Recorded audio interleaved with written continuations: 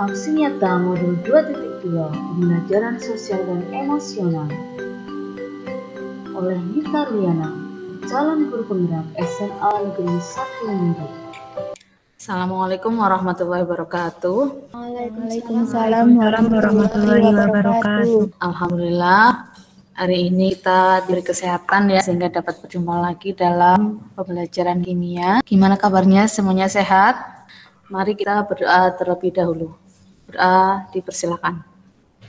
Ya, berdoa selesai. Hari ini kita akan belajar materi berikutnya yaitu korosi. Kalau kemarin kalian sudah belajar penyetaraan reaksi redoks, kemudian juga sel volta. Nah, sekarang ini salah satu dari penerapan redoks atau reaksi redoks yang ada dalam kehidupan sehari-hari itu adalah korosi. Kalian tentu masih ingat bahwa pada redoks itu ada reaksi oksidasi, ada reaksi reduksi. Kalau reaksi oksidasi itu berarti melepas, Bu. Jadi kalau oksidasi itu melepas elektron. Kalau reduksi berarti kebalikannya itu menerima elektron.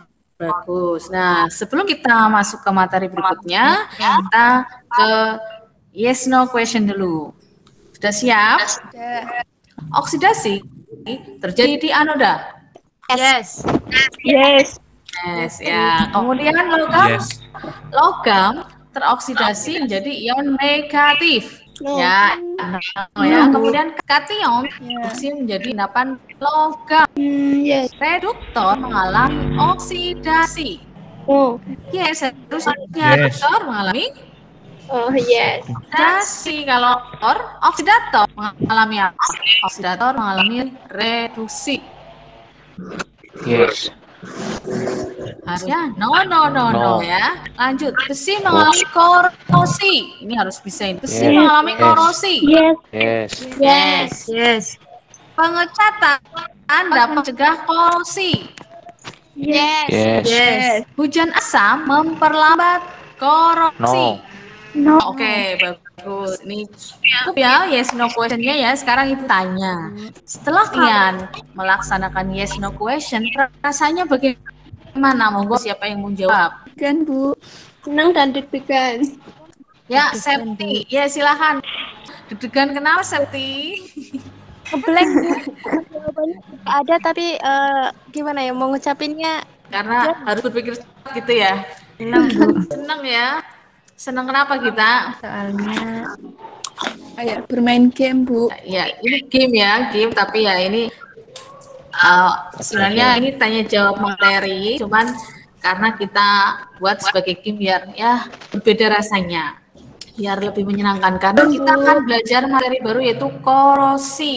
Tujuannya belajar korosi ini adalah biar kalian tahu pengertiannya, penyebabnya, kemudian pencegahannya. Kalian lihat gambar apaan sih ini sih yang ditampilkan? Belum ada.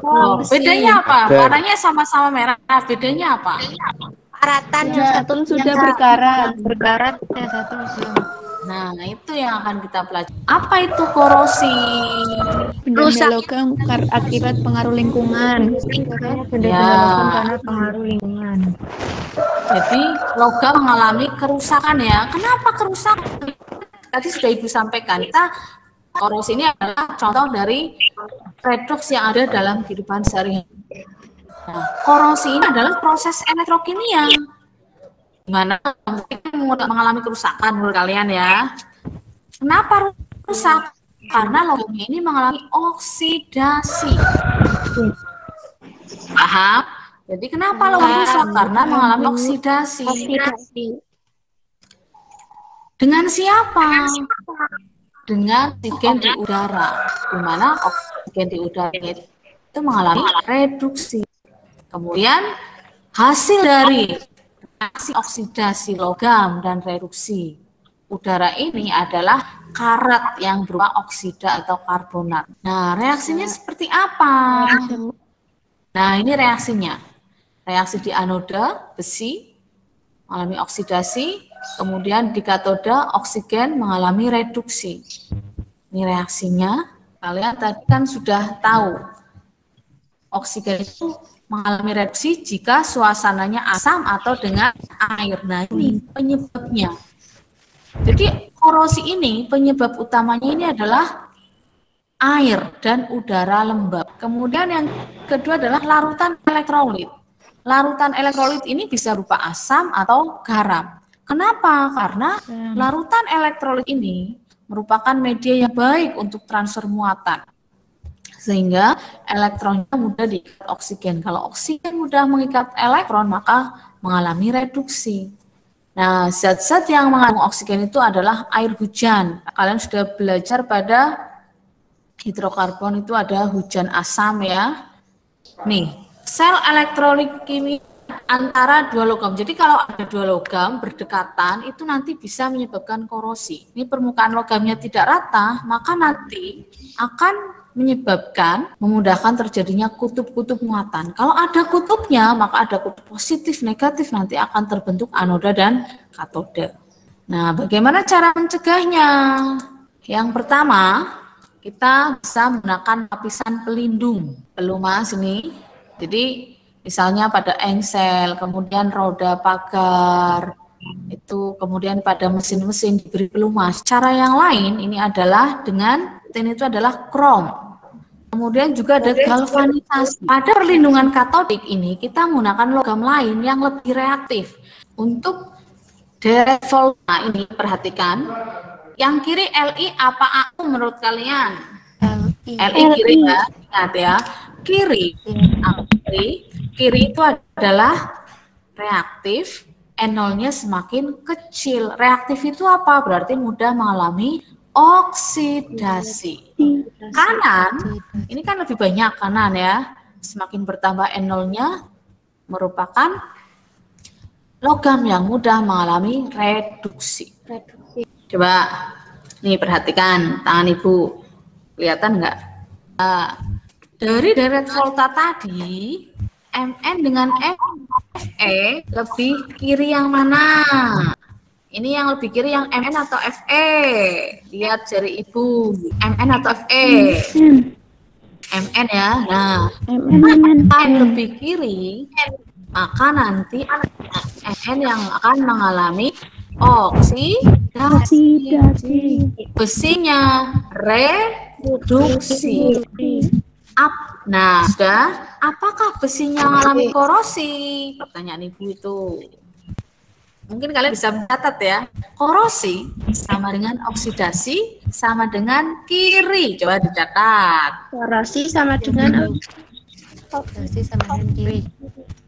Kemudian kanan sama dengan reduksi. Udah gitu aja.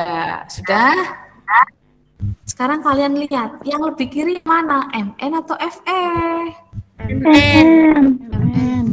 Mn, berarti yang mengalami oksidasi yang mana? Yang mengalami reduksi? Fe. Berarti apakah besi mengalami korosi? Tidak. Jadi kalau ada dua logam dibandingkan, didekatkan ya, kalian nanti harus menganalisis dulu. Ini mana yang lebih kiri? Yang lebih kiri itu yang mengalami oksidasi. Yang lebih kanan mengalami reduksi. Coba Fe dengan Ag. Ini saya meletakkannya udah benar belum? Belum. Harusnya Ag di sebelah kiri apa kanan? Kanan ini saya tuker ya.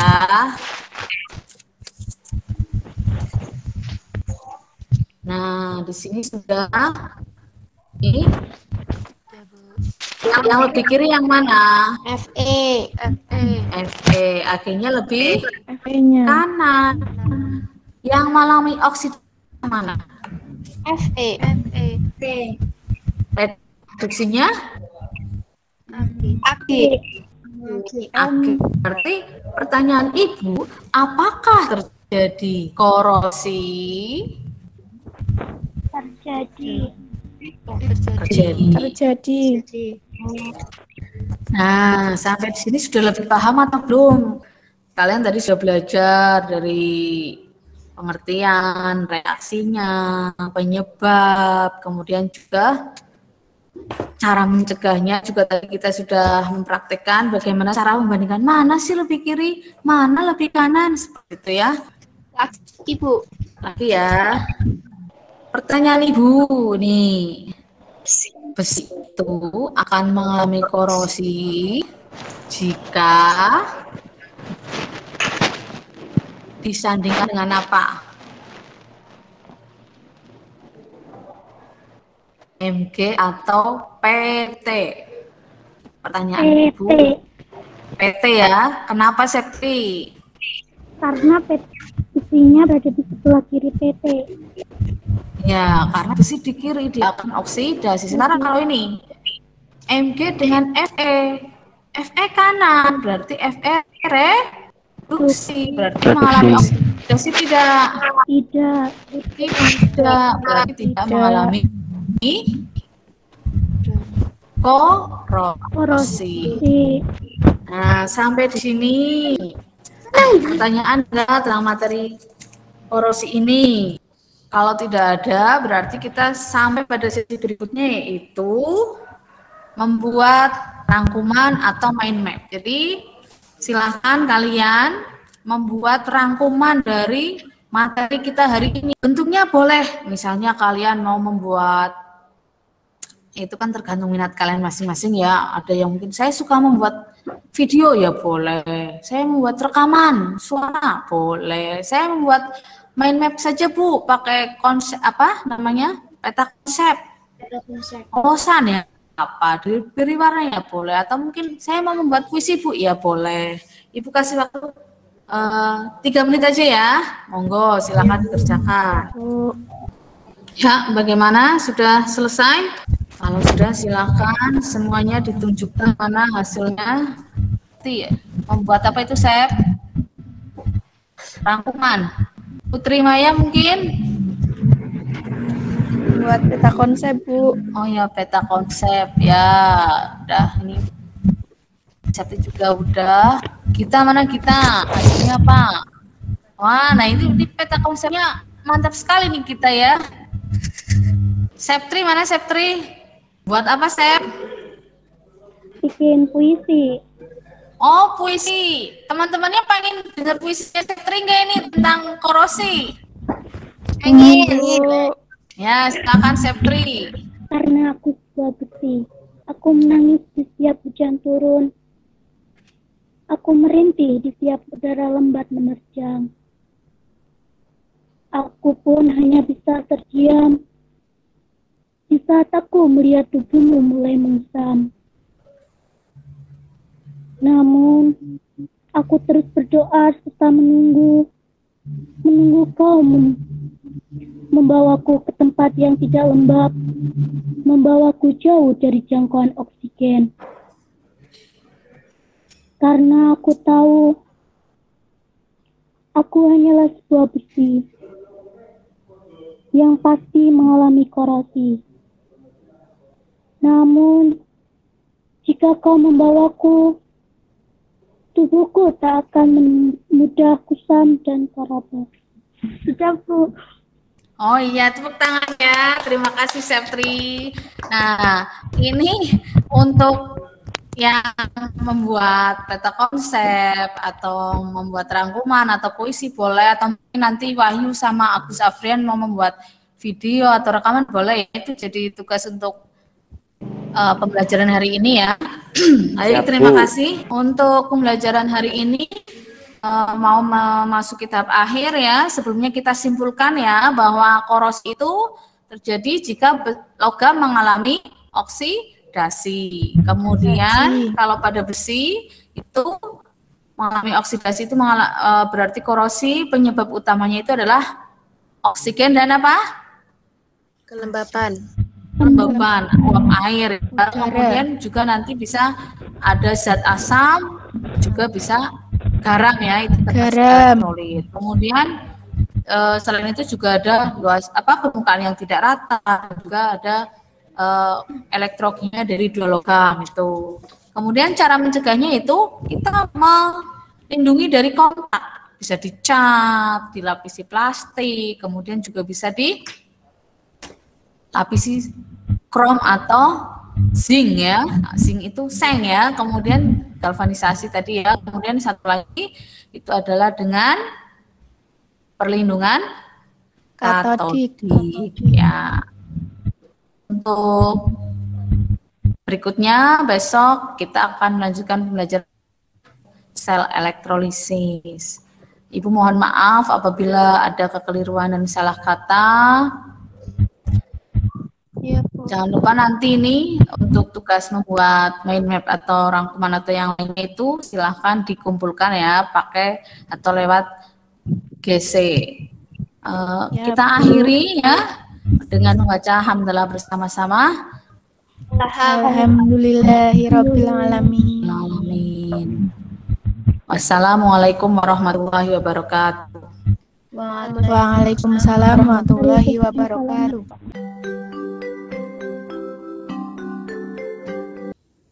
Perasaan CKP saat merencanakan dan melaksanakan aksi nyata ini adalah CKP merasa tertantang sekaligus senang.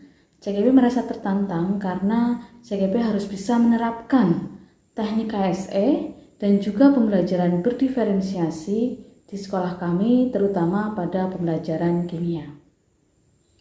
CKP juga merasa senang karena memiliki kesempatan untuk mengakomodasi kebutuhan siswa dengan menggunakan teknik KSE dan pembelajaran berdiferensiasi.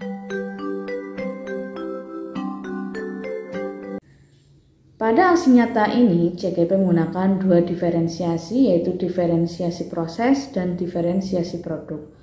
Untuk diferensiasi proses, CKP menggunakan PowerPoint dan permainan jari untuk memenuhi kebutuhan murid, yaitu terkait dengan profil belajar murid, baik yang auditori, visual, maupun kinestetik. Sedangkan untuk diferensiasi produk, siswa diminta membuat produk sesuai dengan minat mereka, bisa berupa peta konsep, artikel, mind map, rekaman, maupun membuat puisi dan lain sebagainya. Hal ini disesuaikan dengan minat murid masing-masing.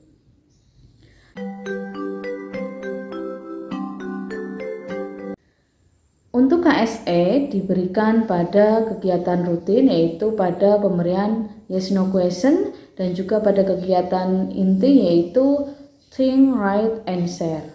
Pada kedua kegiatan tersebut, murid-murid berlatih KSE kesadaran diri, pengendalian diri, pembentukan relasi, dan pengambilan keputusan yang bertanggung jawab.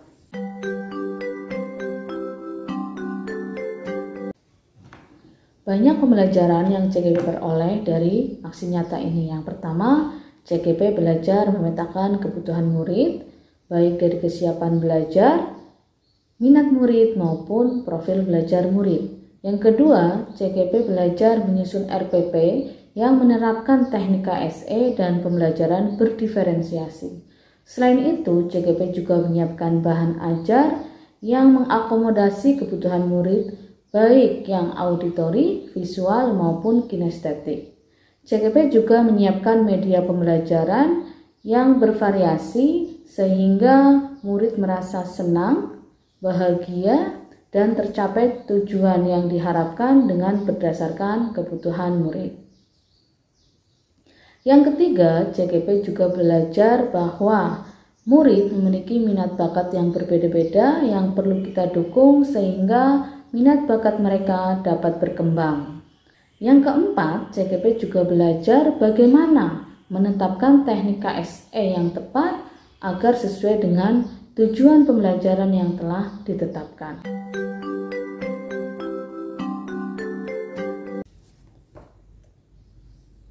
Dengan menerapkan teknik KSE dan pembelajaran berdiferensiasi, maka guru telah melayani muridnya sesuai dengan kebutuhan masing-masing. Hal ini sesuai dengan filosofi Ki Hajar Dewantoro bahwa guru adalah seorang pamong yang menuntun muridnya untuk mengembangkan kompetensi pribadinya sehingga dapat mencapai kesuksesan. Kedepannya, CKP akan berusaha untuk menerapkan pembelajaran berdiferensiasi dengan teknik KSE sehingga kebutuhan murid dapat terakomodir. Terima kasih. Salam dan bahagia.